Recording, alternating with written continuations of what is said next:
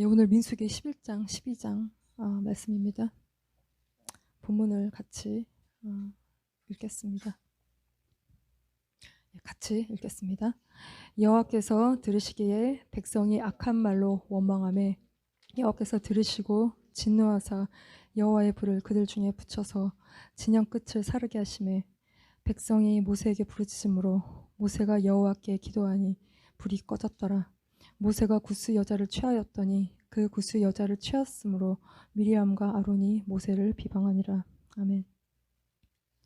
예, 민수기 1장부터 지금까지 모든 것들이 다 은혜롭게 진행되어 왔는데 이제부터 이스라엘 백성 안에 그 육신적이고 혼적인 것들이 이제 나오기 시작하는 것이에요. 그래서 여호와의 산에서 떠난 지 이제 3일 길을 가면서 그들 안에 있는 처리되지 않은 것들이 모세를 향해서 나오는데, 그러니까 우리 안에 가득한 것들은 우리 앞에 있는 사람들을 향해서 나오죠. 근데 그게 곧 하나님을 향한 것이에요. 그 안에 있는 반역, 패역, 하나님께 하는 그 도전들, 그러니까 우리의 상처와 함께 우리의 아집과 고집과 우리의 패역함과 우리의 인격으로 형성이 된 그 어두운 것들이 나오기 시작하는 거죠. 그들은 하나님의 구원받은 백성이에요. 그들 안에 여호와의 등불이 켜진, 그래서 그들이 가장 먼저 직면하게 되는 것은 그들 안에 있는 어두움인 것이고 해결되지 않은 그들 안에 패역한 어떤 그런 것들인 것입니다. 그래서 우리가 정말 신앙생활을 하면 할수록 내가 정말 죄인이구나라는 것들을 뼈저리게 깨닫는, 우리에게 정말 소망이 없다는 것들을 더더욱 깨닫기 때문에 우리가 주님을 더 구하게 되는 것이죠. 그래서 우리 안에 내적인 싸움이 우리 안에서 시작되는 것입니다. 우리가 예전에는 별로 갈등이 없어요. 죄를 먹고 마셨기 때문에 그냥 잘 먹고 잘 마셨는데, 우리 안에 주님께로 돌아온 이후에, 그러니까 아버지께서 돌아오라고 하시는 그 부르심의 손길을 우리가 느끼고 주님께 돌아온, 이제는 아버지 집에 사는, 그러나 우리가 온전히 주님 앞에 합당치 아니한, 그래서 여전히 진흙탕에 뒹구는, 또 아버지 집에 살면서 내 뜻대로 행하는 하나님 보시기에 합당치 않은 것들이 우리 안에 여전히 있고, 그것들과의 싸움이 우리 안에 있다는 것입니다. 그래서 우리가 때로는 자다가 깨기도 해요. 왜냐하면 막 뭔가 몰려와요. 우리를 압박하는 대적이라는 것은 우리를 조이고 누르고 그리고 우리를 둘러싼 대적인 거예요. 그래서 다 누가 막 나한테 막 뭐라 그러는 것 같은, 나만 이상한 것 같은 그런 것들이 몰려올 때 우리가 자다가 깨고, 이게 이제 뭔가 내 안에 내적인 싸움이 있는 것이, 그 싸움을 우리가 하는 것인데, 민수기의 말씀은 그래서 어두운 말씀이에요. 우리가 이것들을 광야에서 싸우고 이것들을 이기고 극복하고 나오지 않으면 광야에서 죽는 이야기가 사실 민수기 말씀의 이야기인 것입니다. 저는 신앙의 초기에 열심히 말씀 보고 기도했어요. 그게 내가 변화받은 제 증거인 것인데, 근데 말씀 보고 기도를 하면 할수록 내 안에 이게 뭐가 많은 거예요. 내 속에 내가 너무 많은 거예요. 죄의 뿌리가 되게 깊고, 그래서 내가 죄 지을 때마다 꼭 부모가 걱정하는 것처럼 내 안에 계신 성령께서 탄식하시는 것들이 이렇게 느껴지고, 그리고 또 막 힘들고 어려워서 혼자 있으면 그게 참 안 좋은 것 같아. 힘들고 어려울 때 혼자 있는 게 굉장히 안 좋은데, 그때 공격이 되게 많은, 뭔가 이렇게 붙어서 들어오는 것 같은 그런 어떤 영적인 공격들이 이제 막 있고, 그러니까 그것과 싸우기 위해서 기도하고 뭐 이렇게 또 말씀 읽고, 근데 이제 너무 힘든 거예요. 그러면 이제 뛰쳐나가서 놀다가, 밖에 나가서 놀다가 와서 또 이제 다시 또 와서 또 기도하고, 나가서 또 놀다가 오고, 또 이렇게 들어서 기도하고, 이걸 이렇게 반복해 가면서 조금씩 이게 나가서 노는 것들이 줄고 하나님 앞에 머무르는 시간들이 많아지고, 예전보다 훨씬 자유해진 부분들이 있고, 그렇게 나가서 놀지 않아도 내가 하나님 앞에서 이렇게 해결하고 풀어지고 주님이 나의 어떤 도피처가 되는 것들에 대한 경험이 이제 많이 오기 시작하는. 제가 그전에 영화를 굉장히 많이 봤어요. 영화 광이었는데 하루 종일 영화를 본 적도 있어요. 왜냐하면 제가 쾌락을 추구해서가 아니라 내가 도피할 도피처가 그거밖에 없는 거예요. 너무 현실이 답답한데 좀 이렇게 내가 좀 쉴 수 있는 공간이 이렇게 영화, 새로운 세상, 이게 좀 접하고 와야 내가 뭔가 다시 또 이렇게 그런데 이게 결과적으로 굉장히 좋지 않았던 것 같은데, 우리가 좋은 영화는 뭐 설계 한 편보다 더 좋지만 이게 이제 굉장히 영적으로 우리를 어렵게 하는 부분들이 있는데, 이제 그런 것들을 버려가 거의 보지 않는, 버리는, 그리고 주님께 안식하고 주님 안에서 안식하는 법들을 배우고 주님이 나의 피난처이신 것들을 배우고, 그래서 자유해져가는 이게 과정들이, 그리고 또 우리가 계속 그렇게 되어져 가야 되는 부분들이 있는 것이죠. 이제 이 오늘 말씀은 이스라엘 백성들이 광야로 출발한 지 3일 만에 그들 속에 가득한 것들이 나오기 시작하는데, 이 11장, 12장 요 두 장 속에 세 가지의 사건이 기록이 되어 있어요. 그래서 11장 1절에서 3절까지 다베라에서의 원망하는 사건이 나와요. 그리고 11장의 4절에서 그 끝절까지 기브롯 핫다와에서 고기 달라고 탐욕을 부리고 그래서 원망하고 불평하는 사건이 또 나와요. 이게 다 따로따로 다른 사건이에요. 그리고 12장에서 우리가 다 아는 것처럼 미리암과 아론이 모세를 대적해서 일어나는 사건들이 나오는데, 이게 다 여호와께서 들으시고 대진노하신 사건인 것이죠. 그래서 11장 1절 말씀 보시면, 백성이 여호와의 들으시기에 악한 말로 원망하며 여호와께서 들으시고 진노하사 여호와의 불로 그들 중에 붙여서 진 끝을 사르게 하시매. 악한 말로 원망했다는 것이죠. 우리가 원망하는 말은 악한 말인 것이에요. 그래서 이 악하다는 것은 이게 그래서 악하다는 것, 나쁘고 교만하고 우리가 반항하고 불순종하고 반역하는 데서 나오는 악한 말인 것이에요. 단순히 뭐가 좀 부족해서 컴플레인하는 수준의 이야기가 아니라 내 마음 깊은 곳에 있는 하나님을 향한 불신에서부터 이 악한 말이 나오고, 그래서 하나님을 대적하고 감사치 않고 항상 컴플레인하게 되는, 결국은 불신의 문제인데, 이게 이제 이스라엘 백성들이 광야에서 원망하고 불편하다, 가나안 땅에 들어가지 못하게 하고 죽게 하는 그 마음과 생각의 상태인 것이. 그래서 주님이 우리에게 항상 기뻐하고 감사하라고 말씀하시는 것입니다. 기뻐하고 감사할 만한 상황이 아니니까 기뻐하고 감사하라고 말씀하시는 것이죠. 제가 좀 갱년기 증상이 심해져서 수년 전부터 갱년기 증상이 시작이 됐는데 그때는 몰랐어요. 왜 이렇게 열이 나고 왜 이렇게 막 그럴까. 그래서 그때는 잘 몰랐어요. 얼굴이 속에서부터 땡기고 뭐 이렇게 이제 막 열이 나서 열꽃이 피고 몸에서 두드러긴적을 엘러지약을 먹었는데, 이게 이제 알고 보니까 이게 이제 갱년기 증상이에요. 지금 이제 손도 저리고 뭐 이제 이러는, 이게 이제 여성 호르몬이 나오지 않으면 뇌와 이 이제 감정에 굉장히 영향을 끼쳐서 머리가 좀 나빠진 것 같고 집중력이 보통 평소에 한 50%밖에 안 나오고, 그리고 이게 뭔가 기분이 계속 나빠요. 이게 뭔가 이게 딱 기쁨이, 상쾌한 그 기쁨이 딱 사라진 듯한 몸의 상태. 이게 여성의 갱년기의 몸과 같은 이 상태, 우리의 삶의 상황이 뭔가 이렇게 기쁨이 다 빠져나간 것 같은, 뭔가 딱 잘려서 제거가 된 것 같은 우리의 삶의 상황 속에서 주님이 기뻐하고 감사하라고 하시는 말씀은 우리가 계속 우리 안에서 우리가 취해야 될 삶의 말씀인 것입니다. 우리가 별로 기쁘거나 감사하거나 우리 삶의 상황이 그래서 기뻐하지 않습니다. 그러나 주님 기뻐하고 감사하라고 하시는 것이고, 그럴 때 우리가 원망하고 불평하지 않게 되는 것이죠. 그러니까 아이들이 자꾸 불평하고 원망해요. 그럼 부모가 마음이 상해요. 왜냐하면 다 해주고 있는데 애들은 계속 불평하죠. 그러니까 주님이 우리에게 다 공급하고 계신데 우리가 자꾸 삶 속에서 원망하고 불평해요. 주님이 진노하신다는 것입니다. 그래서 여호와의 불은 여호와에게서 나오는 것이에요. 그래서 그 불이 그들 중에 붙어서 진영의 끝을 사르는, 이게 아마도 이렇게 진영 끝에서 원망과 불평이 시작되었던 것 같죠. 그래서 잘 따라오지 못하는 사람들로 그 위주로 원망하고 불평하고, 이게 전체에 영향을 끼쳐서 하나님의 진노를 사는, 그래서 여호와의 불이 나와서 사르는데, 이 여호와의 불이라는 것은 애쉬, 히브리어로 이건 심판하는 불입니다. 하나님이 불로 심판하세요.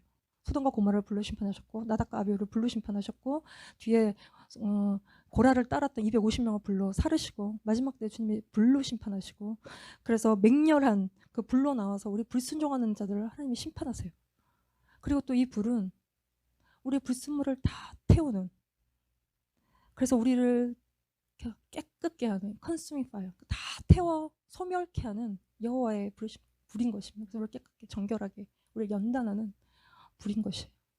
근데 우리의 성령의 불인 것이죠. 우리 안에 죄를 태우고 우리의 자아를 연단하고 우리의 죄와 자아와 상처가 다 뒤엉겨 있지 않습니까? 그것들 다 태우고 불태우는, 우리 안에 이렇게 죄들이 우리 안에 이렇게 올라오는 것들이 있어요. 뭐 이렇게 배부르고 등 따시고 그러면 할 일이 없으면, 우리가 열심히 일을 해야 되는데 할 일이 없으면 우리가 음란함이 우리 안에서 또 올라오고, 우리가 뭐 좀 잘하면 시험 잘 보고 또 뭐 내가 하는 말이 굉장히 영향력을 끼치고 뭐 어떤 성과를 내고 이러면 우리 안에 교만함이 올라오고, 조금만 힘들어지면 원망하고 불평하는 것들이 올라오고, 그래서 우리가 이것들을 직면할 때마다 회개하고 또 회개하고 회개하고, 그럴 때 주님이 성령의 불로 이 모든 것들을 불태우시고 소멸시키시는 것입니다. 그래서 성령의 불을 구하는 그럴 때 우리가 온전히 자유해지고, 그리고 우리가 주님의 능력 가운데 이제 들어가는 것인데, 내가 기도를 많이 해야 되는 거였어요. 그래서 이 불이 나와서 불평이 시작된 곳에서부터 그 원망 불평을 다 불태우시는데, 2절 말씀에 백성이 그때 모세에게 부르짖음으로 모세가 여호와께 기도하니 불이 꺼졌다는 것입니다. 백성들이 모세에게 부르짖어요. 모세가 중간에 있고 이스라엘 곧장 하나님께로 갈 수가 없어요. 모세를 통해서 그들이 하나님께로 가는 것입니다. 모세가 중보자입니다. 원망하고 불평하다 그들은 죽어요. 그래서 하나님께 직접 나아갈 수가 없어요. 모세가 중간에 있는 것입니다. 원망하다 불평하다 죽을 우리가 직접 하나님께로 나아갈 수가 없어요. 예수 그리스도가 중보자이신 예수 그리스도가 필요한 것이고, 그분을 통해서만 우리가 아버지께로 나아갈 수 있는 것입니다. 주님이 그래서 필요한 거죠. 그래서 모세가 여호와께 기도하니, 기도한다는 것은 팔랄이라고 해서 이게 중보하는 거예요. 모세가 중보한 것이. 그럴 때 이게 모세의 사명이죠. 모세의 사명이에요. 그래서 죽지 않고 하나님 앞에서 이스라엘 백성들이 사는, 불이 꺼졌다는 것이, 여호와께 기도하니 불이 꺼졌다는 것입니다. 그래서 11장 3절에 그곳 이름을 다베라라 불렀으니 이는 여호와의 불이 그들 중에 붙은 까닭이었다는 것입니다. 이게 이제 한 가지 사건이었고요. 그 다음 사건을 보시면 같이 읽어볼까요? 시작. 그들 중에 섞여 사는 다른 인종들이 탐욕을 품음에 이스라엘 자손도 다시 울며 이르되 누가 우리에게 고기를 주어 먹게 하랴. 이게 이제 두 번째 사건이에요. 그들 중에 섞여 사는 다른 인종들이라는 말이 나오는데, 이게 이제 누군가 출애굽할 때 잡족들이 섞여 나왔다 그래. 이스라엘만 나온 게 아니라 거기에 여러 다른 인종들이 섞여 나온 이 잡족이냐. 근데 그거는 좀 이렇게 원어상 좀 다른 것 같고, 누군지는 정확하게 알 수는 없지만 이스라엘 백성들 안에 육적인 욕망의 다스림을 받는 무리들이 있었고, 이들이 탐욕을 부린 이 탐욕, 그러니까 먹는 것에 관한 탐욕을 부리는 greedy desire, 뭐 lusting 이렇게 번역이 되어 있는, 이게 욕구이고 욕망이고 갈망이, 그러니까 먹는 것에 대한, 무엇에 대한 갈망이냐, 고기를 갈망하는 갈망이에요. 그래서 다시 울며, 방금 다베라의 사건을 통해서 원망하고 불평하다가 하나님이 불사르신 사건 이후에 다시 또 고기를 구하며 이들이 원망하고 불평하는 사건이 이어서 또 다시 일어나고 있어요. 이 고기라는 것은 그러니까 히브리어로 바살인데 이거 육신의 것을 말하는 것입니다. 그래서 노아 홍수 때 하나님의 영이 그들과 함께하지 않았고 그들이 바사르가 되었다, 육체가 육신이 되었다라고 기록하고 있어요. 그러니까 이제 하나님의 영이 함께하지 않고 그들이 육신의 것만을 쫓아가다 그냥 멸망당하는 그 상태인 것입니다. 하나님보다 더 고기를 열망하는 상태인 것이죠. 그래서 이 세상 탐욕이 그 이스라엘 백성들 가운데 어떤 무리 가운데 그걸 부추기고 선동하는 자들이 있었고, 그거를 따라가는 자들이 있었고, 그래서 다시 원망하고 불평하는, 우리가 원하는 게 있기 때문에 원망하고 불평하는 것입니다. 그걸 얻지 못할 때 우리가 원망하고 불평하는 것들은 그래서 올라오는 것이. 그래서 11장 5절 말씀에 우리가 애굽에 있을 때에는 값없이 프릴리 값없이 생선과 오이와 참외와 부추와 파와 마늘들을 먹은 것이 생각난 것입니다. 옛날 생각이 다시 나기 시작했어요. 이거는 이제 현실에 대한 불만, 현실 부정. 그래서 옛날 일을 생각하는데 이게 사실이 아니죠. 그들이 애굽에서 좋았어요. 엄청난 노동의 짐을 지고 고통 가운데 있었고 하나님께 부르짖고 있었고, 그런데 옛날이 좋다는 거야. 뭐 공짜로 뭘 먹었는지 모르겠지만 값없이 먹었다고 이야기하면서 이 모든 것들을, 옛날 일들을 이렇게 미화시켜서 사건을 재구성해서 이게 좋았다라고 그들이 얘기하고 있는 것이. 근데 광야에서 하나님이 그들에게 프리로 모든 걸 주고 계셔.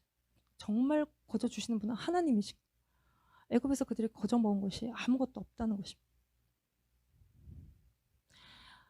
11장 6절 말씀, 이제는 우리의 기력이 다하여 이 만나 외에는 보이는 것이 아무것도 없도다 하니. 이게 하나님이 주시는 하늘 만나에 대해서 그들이 불평하고 있어요. 그래서 21장 뒤에 5절에 가서도 보면 백성이 하나님과 모세를 향하여 원망하되 어찌하여 우리를 애굽에서 인도해내어 이 광야에서 죽게 하는가. 이곳에는 먹을 것도 없고 물도 없고 우리 마음이 이 하찮은 음식을 싫어하노라. 하찮은 음식, 곧 만나를 이야기하는 것이죠. 이 만나는 광야에서 하나님이 이스라엘 백성들을 먹이셨던 하늘 양식, 그러니까 일용할 양식이죠. 이게 이제 지겹고 시시하고 맛없고 지겹고 먹기 싫다는 것이, 그래서 다른 걸 달라는 것이, 하나님 주신 것들에 대한 만족과 감사가 없는, 그래서 애굽으로 다시 돌아가려고 하는, 그래서 하나님이 하신 그들의 인생 가운데 하신 모든 일을 그 육신적인 것들을 구할 때 다 부정하는, 그리고 생명의 떡이신 하늘의 만나이신 예수 그리스도를 부인하고 옛날로 다시 육신의 것으로 돌아가겠다는 이야기가 이스라엘 백성들이 하고 있는, 육체의 소욕을 따라 가겠다고, 그래서 원망하고 불평하고 있는 것이죠. 그래서 이 같이 읽어봅시다. 로마서 8장 7절 8절 같이 읽겠습니다. 시작. 육신의 생각은 하나님과 원수가 되나니 이는 하나님의 법에 굴복하지 않을 뿐 아니라 할 수도 없음이라. 육신에 있는 자들은 하나님을 기쁘시게 할 수 없느니라. 그리고 13절 말씀도 너희가 육신대로 살면 반드시 죽을 것으로되 영으로서 몸의 행실을 죽이면 살리니. 우리가 살려면 몸의 행실을, 영으로서 몸의 행실을 죽여야 사는 것입니다. 영으로서 몸의 행실을 죽이려면 우리가 기도해야죠. 기도해야 우리 몸의 행실이 죽어요. 그냥 기도해서 안 되면 금식하고 기도해서 우리가 몸의 행실을 죽여야 우리가 육신의 것들을 구하느라 이 땅에 살다가 죽지 않는다는 것입니다. 그래서 11장 10절 말씀, 백성의 온 종족들이 각기 자기 장막문에서 우는 것을 모세가 들으니라. 이러므로 여호와의 진노가 심히 크고 모세도 기뻐하지 아니하였다는 것입니다. 예, 이러한 이스라엘 백성들을 모세가 가나안 땅까지 데려가야 되잖아요. 이게 얼마나 힘들겠어요. 모세가 너무 이런 이스라엘 백성들, 원망하고 불평하는 이스라엘 백성들을 데리고 가는데 너무 힘든 거예요. 그래서 모세가 하나님께 기도하기를, 11장 11절 말씀, 12절 말씀 보시면 모세가 여호와께 여짜오되 어찌하여 주께서 종을 괴롭게 하시나이까. 어찌하여 내게 주의 목전에서 은혜를 입게 아니하시고 이 모든 백성을 내게 맡기사 내가 그 짐을 지게 하시나이까. 이 모든 백성을 내가 배웠나이까. 내가 그들을 낳았나이까. 어찌 주께서 내게 양육한 아버지가 젖먹는 아이를 품듯 그들을 품에 품고 주께서 그들의 열주에게 맹세하신 땅으로 가라 하시나이까. 이게 이제 모세의 괴로움인데, 모세는 이스라엘 영적 지도자죠. 재밌는 표현이에요. 내게 양육하는 아버지가 젖먹는 아이를 품듯. 내게 양육하는 아버지가 젖먹는 아이를 품듯. 보통 어머니가 젖먹는 아이를 품는데 젖먹는 아버지가 젖먹는 아이를 품는. 이게 이제 모세의 영적 아버지의 역할을 이야기하고 있어요. 양육은 엄마의 주된 역할인데 아버지도 동일하게 자녀의 양육자라는 것이죠. 엄마가 옆에서 항상 모든 걸 다 해주는 것 같지만 사실 아버지의 역할이 굉장히 중요한, 아버지가 자녀들을 어떻게 대하느냐가 아이들의 인격을 형성하고 감정과 정서에 아주 지대한 영향을 끼치는, 그리고 사회적 영향력이 아버지가 훨씬 크기 때문에 아버지가 아이를 잘 대해줄 때 아이들의 인격과 자존감이 형성이 되는, 그래서 아버지가 폭력적이거나 비인격적이거나 그럴 때 아이들이 마치 장애를 겪는 것처럼 뭐 이렇게 못 보고 못 듣고 그러는 장애인처럼 인간관계에 어려움을 겪고 이렇게 아무렇게나 행동하게 되고 또 뭐 아무 상황에서나 분노하게 되고 이렇게 반항하게 되고 자기를 어떻게 보여야 되는지 모르게 되고 그런 인격의 장애들을 겪게 되는, 아버지의 역할이 굉장히 중요한 것이죠. 근데 이제 모세는 이들을 낳은 것도 아닌데 하나님이 모세에게 영적인 짐을 지는 리더로 세우시는데 그 짐을 지기 때문에 이 모세에게는 영적 권위가 있어요. 영적인 권위는 그 짐을 지기 때문에 있는 것이고 짐을 져야 되기 때문에 하나님도 주시는 권위인 것입니다. 근데 이제 모세가 이게 죽고 싶을 정도로 이스라엘 백성들의 이 짐이 무거운 것이, 그래서 이걸 내려놓으면 마음이 가볍냐, 우리가 하나님이 하라는 거 하면 죽을 것 같은데 불순종하면 마음이 가볍냐, 그렇지 않죠. 영적으로 더 죽을 것 같아요. 영이 너무 불편해서 죽을 것 같아요. 그래서 저는 성경의 난제 중에 난제는 요나가 참 신기해요.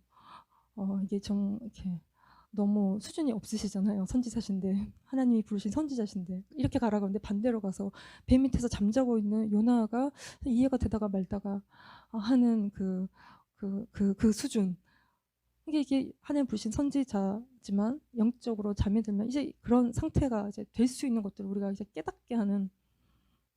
근데 하나님은 모세를 향해서 이 영적인 모든 짐을 괴롭고 힘들지만 지고 있는 이 모세를 향해서 하나님이 모세에 대한 평가는 무엇이냐면 12장 3절에 이 사람 모세는 온유함이 지면의 모든 사람보다 더하다는 것입니다. 세상에서 가장 모세가 온유하다는 것이에요. 이 온유하다는 것은 겸손한 것이죠. 그래서 마음이 부드럽고 마음이 가난하고 정말 경건한 자의 영적인 상태, 도덕적인 최고의 상태. 그래서 하나님의 음성을 듣고 하나님 말씀에 순종하고 하나님 인도하심을 받고 있는 상태가 이게 온유한 상태인 것입니다. 그리고 이 모세에 대해서 하나님이 또한 내 종 모세와는 그렇지 아니하니 그는 내 온주에 충성함이라. 가장 충성되다는 것입니다. 모세는 온유하고 충성되다는 것이에요. 정말 이 너무 힘든 일들을 감당하는 사역자에게 생겨나는 인격이 이제 온유함이죠. 충성함이죠. 그러니까 힘들고 어려운 것들을 짐질 때, 인내하고 참을 때 그 사역자 안에 하나님이 성품, 온유한 성품이 만들어지고 그리고 충성된 삶을 사는 것이죠. 그래서 가장 신실하고 하나님이 보시기에 신뢰할 만하고 하나님의 뜻대로 행하고 하나님께 충성되게 행하고 하나님께 기름 부음 받고 하나님의 집을 세워가는 정말 끝까지 죽기까지 복종하는 하나님의 어떤 종된 모습이 온유하고 충성된 모습인데 하나님이 모세를 그렇게 인정하고 계신다는 것입니다. 그래서 우리가 참 죽을 때 후회하지 않기 위해서 우리가 죽을 때 분명히 후회하고 내가 두렵고 힘들고 어렵고 게으르고 악해서 다 순종하지 못한 것들은 우리가 분명히 다 회개하고 죽을 것입니다. 좀 힘들어서 좀 이렇게 그랬던 모든 것들에 대해서 우리가 분명히 죽을 때 후회할 것입니다. 그래서 우리가 충성되게 사는 것. 그럴 때 하나님이 이 모세의 이 현실적인 짐을 나눠지게 하세요. 그래서 70인 장로를 세워주시죠. 같이 읽어봅시다. 12장 25절 시작. 여호와께서 구름 가운데 강림하사 모세에게 말씀하시고 그에게 임한 영을 70 장로에게도 임하게 하시니 영이 임하신 때에 그들이 예언을 하다가 다시는 하지 아니하였더라는 것입니다. 그래서 그에게 임한 영을 70 장로에게 임하게 하셨다는 것이죠. 모세에게 임한 영을 70 장로에게도 하나님이 임하게 하셨다는 것입니다. 하나님이 부르시고 세우셔서 일하게 하시는 자에게 하나님이 하나님의 영을 부어주십니다. 기름 부어주세요. 그래서 그 일을 감당할 수 있게 하시죠. 능력 없이 일하지 않습니다. 주님이 확실하게 모세에게 부으셨던 그 영 그대로 70인 장로에게도 동일하게 부어주시는 것이죠. 그래서 구약에는 일시적으로 필요할 때마다 성령의 기름 부으심이 있었는데 지금 우리 안에 성령께서 계시고 성령께서 우리 인도하고 계시고 우리가 날마다 구할 때 위로부터 오는 기름 부으심이 있어요. 우리가 그것으로 우리가 주님을 섬기는 것이지 내 힘으로 섬기지 않습니다. 그러면 우리가 몸에 병나고 지치고 갈 수가 없어요. 우리가 날마다 이 기름 부으심 또 성령의 불이 쏟아져야 되는 우리의 삶에 기도할 때마다 날마다 그것을 우리가 구하는 것입니다. 그리고 하나님이 이 이스라엘 백성들의 육신적인 필요를 채워주세요. 11장 20절 말씀 보시면 냄새도 실하기까지 한 달 동안 먹게 하시리니 이는 너희가 너희 중에 계시는 여호와를 멸시하고 그 앞에서 울며 이르기를 우리가 어찌하여 애굽에서 나왔던가 함이라 하라. 하나님이 자기를 멸시하는 이 이스라엘 백성들의 이 고기 필요를 채워주세요. 이걸 왜 채워주실까? 우리는 애들이 뭐 사달라고 하면 잘 안 사주는데 버릇 나빠지고 계속 이런다고. 근데 하나님이 왜 이렇게 육적으로 고기를 구하는 원망하고 불평하는 이스라엘 백성들의 이 필요를 하나님 채워주실까?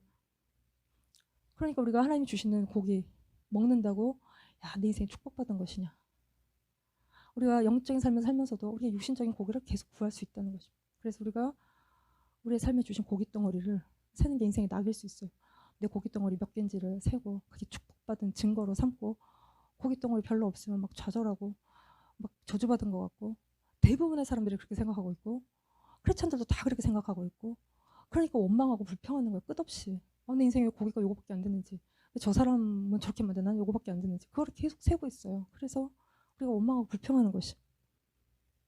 그러나 또 하나님이 또 어떤 사람들은 잘 되게 하세요. 안 되는 것보다 잘 되는 게 하나님께 영광이 되기 때문에 잘 되게 하신다는 것이죠. 근데 또 다 그런 건 아니에요. 케이스 바이 케이스. 근데 어떤 사람들은 정말 삶에 어려움들이 많고 그 속에서도 하나님을 바라보고 신뢰하는 것. 제가 이제 유튜브에 뭔가 연동이 돼서 어떤 간증이 하나 떠 있었는데 간증을 이제 보는데 그분 제가 아는 분이에요. 제가 이제는 사역했을 때 학생단체 제가 학생이었을 때 또 사역자였을 때 같이 이제 계셨던 뭐 개인적인 친분은 뭐 없는데 많이 설교 듣고 은혜 받고 제가 그랬던 분인데 그분의 간증이 이렇게 떠 있어요. 그분 얘기를 내가 나중에 이렇게 건너 다 들었는데 그분의 사모님이 아이 셋을 낳고 세 번째 아이를 낳고 뇌경색이 와서 들어 누우신 거예요. 반신불수가 돼서. 그 얘기를 듣고 굉장히 충격적이었는데 그때 이제 학생사역 끝나고 이제 교회를 개척해서 사역을 시작하셨고 애는 위로부터 딸이 셋이나 이제 있는데 그분은 들어 누우신 이 굉장히 안 좋은 굉장히 불행한 상황이 그분이 계속 기도하는데도 뭘 변화가 없는 그러고 나서 많은 시간이 지나서 얘기를 또 들었는데도 계속 그 상태 그대로인 얘기를 들었고 왜 그럴까 하나님이 왜 저 사모님을 고쳐주시지 않을까 저분은 사모님 빨리 일어나셔서 애도 키우셔야 되고 사역도 하셔야 되는데 왜 그럴까 다 이해가 되지 않은 근데 이제 저는 제가 어렸을 때 저희 어머니가 아프셨어요. 그러니까 위가 안 좋으셨고 그래서 제가 어렸을 때 사진에 제 사진이 별로 놀러 간 사진이 하나도 없어요. 그런데 제 위로부터 오빠가 둘이 있는데 보면 막 놀러 간 사진이 있어요. 바닷가에서 해수욕하는 사진들이 막 있어요. 다 잘 먹고 이게 막 뽀얗고 막 얼굴도 막 허옇고 막 그 막 럭셔리 아이템 막 이런 거 다 장착하고 막 선글라스에 그 시절에 막 모자에 막 탱탱한 튜브에 막 이런 거 막 너무 즐거운 사진들이 이렇게 있는데 저는 어렸을 때 사진 하나도 없고 이게 이제 왜 없을까? 그랬더니 저는 때가 딱 기억나는 건 엄마가 아프셔갖고 그 위암을 고치시겠다고 이렇게 기도원을 다니셨어요. 그래서 내가 어리니까 그걸 따라 다닌 거예요. 어머니 이렇게 누워서 안수 받는 거 이렇게 보고.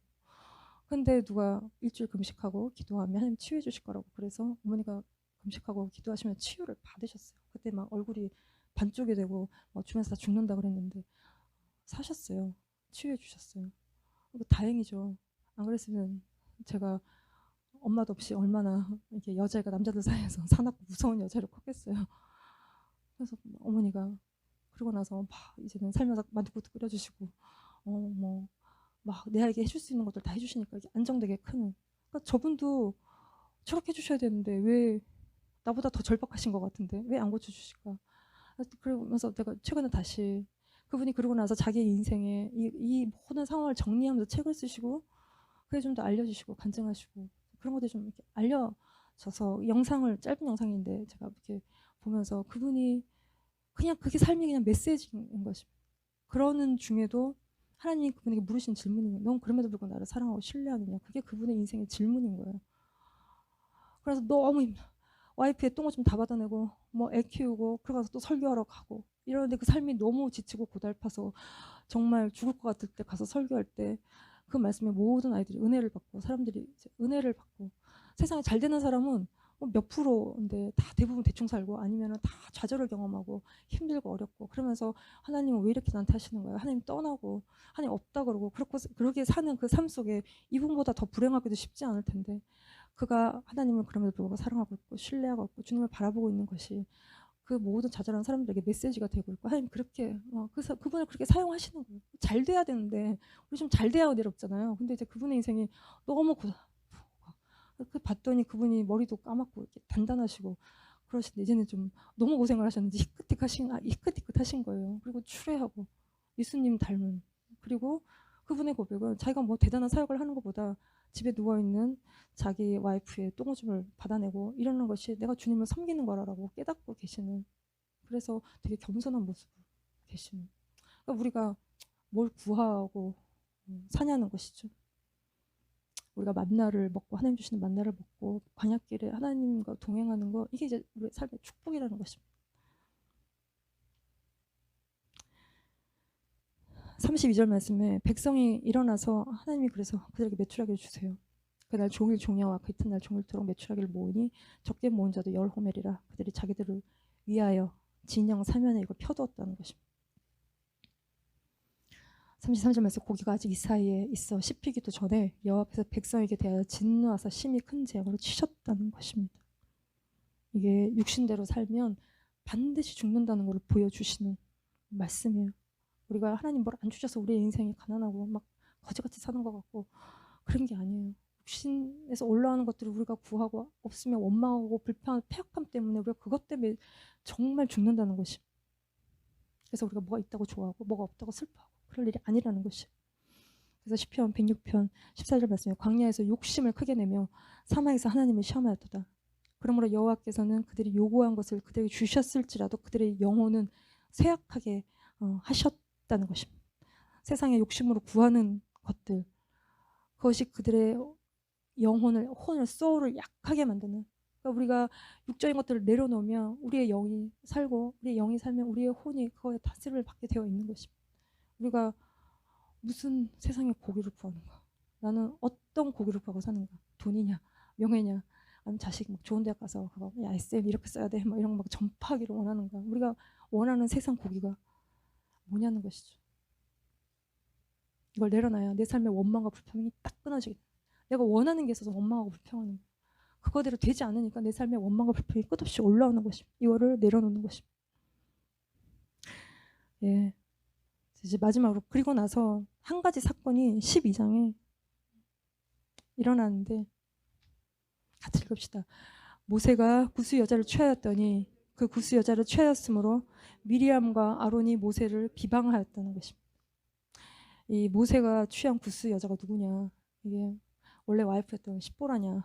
뭐 여러 가지 이야기들이 있는데 뭐 그 얘기를 이제 와서 왜 하겠어요?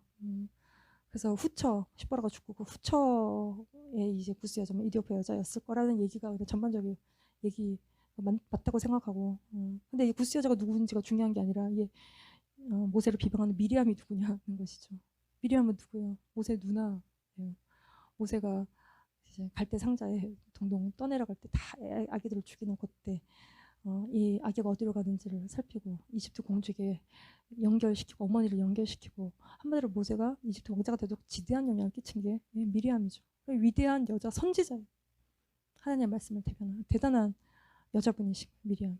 그런 말 동생인데 그 정도 해줬으면 그런 말, 너 이런 여자랑 왜 결혼했냐고 한마디 할 것도 같은데 정말 그렇게 얘기한 것이고, 아론도 대제사장, 세상에서 가장 아름다운 옷을 입고 하나님을 섬기고 판결 형패로 하나님의 뜻을 묻고 하나님의 음성을 다 듣고 있는 종교적인 탑 리더십인 거예요. 그러니까 우리가 무엇으로 우리의 마음을 높이는가? 나를 하나님이 두신 그 질서 위에 자꾸 나를 두는 요인은 뭔가? 나는 무엇으로 나를 자꾸 하나님이 정하신 걸 넘어서서 자꾸 나를 그 위치에 두는가? 내가 가진 성경 지식, 뭐 내 학벌, 뭐 내 영적인 체험, 뭐 나의 나이, 아니면 내 출중한 외모, 뭐 이런 것들이 하나님 주시는 위치를 높여서 나를 세우는 거야. 우리가 다 그러죠. 뭐 질서는 무슨, 내가 똑똑하면 최고라고 생각하는. 그리고 이제 모세의 실책처럼 보이는 구스 여자를 취한 이 사건. 근데 이거는 가나안 여인을 취한 게 아니라 이방 여인을 취한 것이. 그러니까 이방 여인은 뭐 룻도, 라합도, 그러니까 주님을 따르는 이방 여인들이 있고 이스라엘이 있으면 우리가 다 이방인이에요. 이거를 보여주는 어떤 큰 그림의 의미가 또 있는데 이걸 이제 모세의 실책으로 보고 리더를 공격하는데, 리더는 다 약점이 있죠. 사람 뭐 약점 없는 사람이 어디 있어요. 근데 우리가 물론 잘못된 리더를 쫓아가고 사건을 쫓아가면 절대 안 되는데, 하나님 주시는 리더십이라고 우리가 하나님으로부터 받았을 때는 그 리더가 부족한 점이 있어도 우리가 이제 가까이 가면 얼굴에 막 난 거 다 보이는 것처럼 우리가 현미경 좋은 걸로, 성능 좋은 걸로 막 들여다보고 막 돋보기로 들여다보도 약점을 막 이렇게 찾는 것이 아니라, 그러면 본인에게 손해인 것입니다. 이건 뭐 리더에게 손해가 아니라 하나님이 영적 리더로 주셨으면 부족해도 하나님 그 속에서 영적 유익을 누리게 하셨기 때문에 그거를 받으려면 약점에 대해서 눈을 감는 것이 필요해요. 근데 이제 이거를 다 이렇게 들춰내는 미리암과 아론인 것입니다. 이게 이제 광야에서 모세가 계속 받는 권위에 대한 도전이에요. 하나님께 불순종하고 거스리는 백성은 꼭 하나님 세우는 리더십을 공격하게 되어 있어요.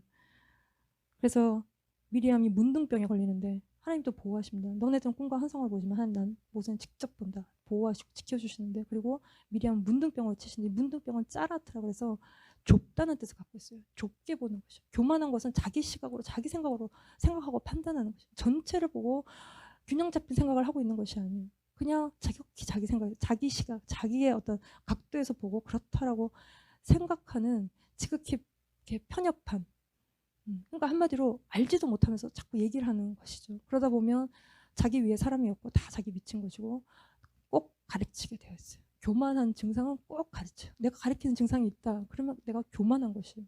우리는 가리킬 게 없어요. 가리킨다는 것이죠. 근데 그리고 내가 자꾸 누구를 도와준다고 생각하는데 이게 도움이 안 되는 경우가 많아요. 이게 이제 교만한 이제 증상이고, 그러다 보면 이게 자기 시각에서 자꾸 자기의 오피니언을 자꾸 전파하게 되는, 그러면 우리 안에 이렇게 아무 말 대잔치가 아무 말을 하는. 그래서 이 문둥병이라는 것은 로션하라라고 해서 이게 악한 혀에 대한, 유대 현인들 사이에서 이게 악한 혀에 대한 징계로 알고 있어요. 그래서 우리 안에 교만하고 우리 안에 판단하고, 그래서 남을 비판하고 비방하는 거, 이게 이제 영적인 문둥병의 증상인 것입니다. 그래서 우리가 아무 말이나 하지 않는 거, 나는 영적인 말을 하고 있는 거야, 눈에 뵈는 대로 이야기하고 있는 거야, 눈에 보이는 대로 이야기하는 것이 육적인 말들인 것입니다. 그래서 저 뭐 어떤 사람이 있었는데, 어렸을 때 수영을 배웠는데 수영 코치가 아주 육적인 사람. 그래서 어린애한테 굉장히 수치심을 느끼는 말을 던진 거야. 너 어쩌고 저쩌고 저쩌고. 그게 이제 애 마음에 각인이 되고 박혀서 계속 얘가 모든 행동에 그 말이 계속 장애를 주고 있는, 그러니까 이제 아무 말 하는 거지. 우리가 눈에 보이는 대로 얘기하는 것은 굉장히 악한 것이. 제가 이제 몇 주 전에 집 앞에 운동하고 집 앞에 왔는데 차가 한 대가 이렇게 지나가 천천히. 그리고 봤더니 개가 타고 있어요. 개가 옆에. 자꾸 귀여운 강아지도 아니고, 왜 자꾸 귀여운 강아지는 주인이 안고 타는데 요즘에 여기 미국 강아지들은 이렇게 조수석 한 자리 딱 차지하고 사람처럼 앉아있죠. 그래서 걔가 날 딱 보더니 우리 집 앞에서 날 보고 짖는 거예요. 왈왈 그러고 짖는 거예요. 그래서 제가 그때 이제 욕하는 게 아니에요. 제가 굉장히 큰 깨달음이 왔는데, 아, 사람들의 쓸데없는 말은 걔가 짖는 것 같다는 깨달음이 너무 깊이 온 거예요. 사람들이 너무 우리가 살다 보면 쓸데없는 말을 하고 쓸데없는 말을 듣고, 걔가 왜 짖습니까? 그것도 남의 집 앞에서. 그냥 동물적인 거예요. 그냥 보고 너 누구야? 왈왈 그러는 거잖아요. 도대체 너는 누구야?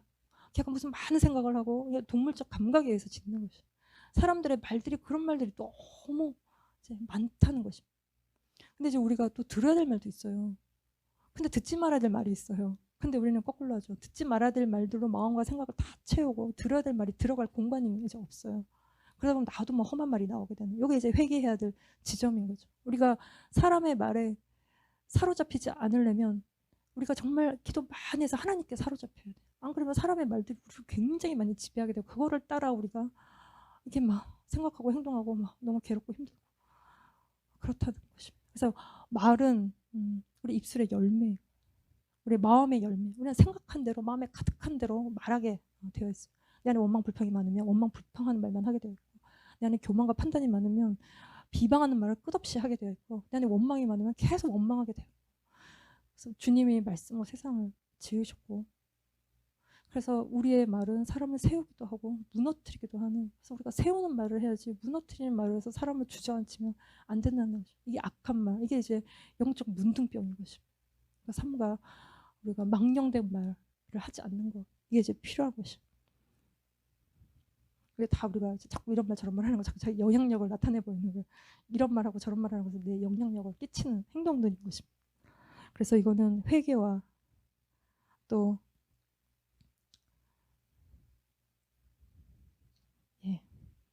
모세가 여호와께 부르짖어 이르되 하나님이여 원하건대 그를 고쳐 주옵소서. 우리가 고침을 받아야 돼. 우리의 입술은 고침을 받아야 돼. 우리 안에서 나오는 모든 말과 우리 안에 고약한 것들은 주님으로부터 고침을, 이 문둥병은 고침을 받아야 되는 것입니다. 그래서 우리가 말에 실수가 있을 수 있어요. 사람이니까 뭐 이렇게 말을 할 수도 있어요. 그러나 우리가 말하고 나서 내가 내 마음이 불편하면 영이 불편하다는 것이. 그래서 다음부터는 그런 말을 하지 않는 것이. 이거를 이제 그래서 이거 말을 바꿔가는 것이. 그래서 우리 안에 등불이 켜지고 주님이 우리 안에 오시면 우리 안에 원망, 불평, 교만, 판단, 비방, 악한 말들, 이런 것들이 다 떠나가고 우리가 주님 앞에 온유하고 충성돼. 그리고 우리가 고깃 덩어리를 구하는 인생이 아니라 주님을 갈망하는 인생이 되어줄 줄 믿습니다. 예, 이제 기도하겠습니다. 하나님 아버지 감사합니다. 우리 안에 가득한 것들을 보게 하시니 감사합니다. 주님, 우리 안에 정말 세상을 구하는 모든 것들 주님 앞에 다 내려놓으며 우리가 정말 주님만을 구하고 찾는 저희들 되기를 원합니다. 주님, 우리 안에 있는 원망과 불평과 교만과 비방과 악한 모든 말들 다 회개하오니 다 불태워 주시고 우리의 입술이 정결하며 우리의 마음이 정결하며 우리의 생각이 정말 온전히 정결하고 거룩한 저희들 되게 하여 주시옵소서. 주님, 우리가 주님 앞에 충성되고 온유한 자 되기를 원합니다. 주님을 온전히 정말 섬기기를 원합니다. 주님, 우리가 어떤 상황 가운데 있든 우리가 좌절하고 낭망하지 아니하고 온전히 주님을 신뢰하고 주님을 여전히 사랑하는 저희들 다 되게 하여 주시옵소서. 주님을 찬양하고 주님을 경배합니다. 예수님의 이름으로 감사하며 기도드렸습니다. 아멘.